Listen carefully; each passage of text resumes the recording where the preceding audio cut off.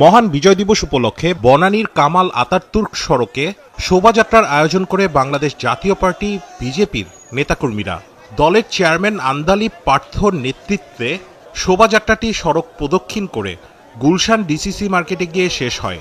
স্মরণ করা হয় মুক্তিযুদ্ধের সকল শহীদদের।